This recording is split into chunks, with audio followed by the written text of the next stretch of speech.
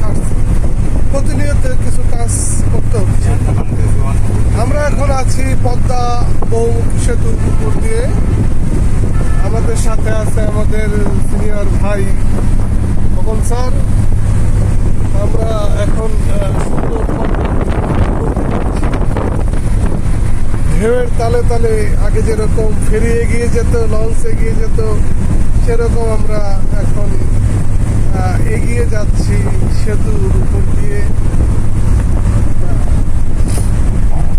আমাদের এমারত ভাইয়ের দক্ষ ড্রাইভিং এ আমরা আজকে যাচ্ছি সেই ঢাকায়।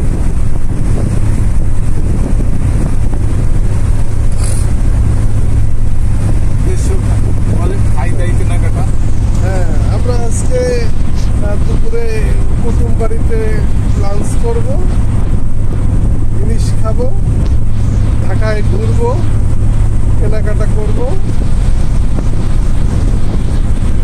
তো সবাই আমাদের জন্য দোয়া করবেন। আল্লাহ হাফেজ।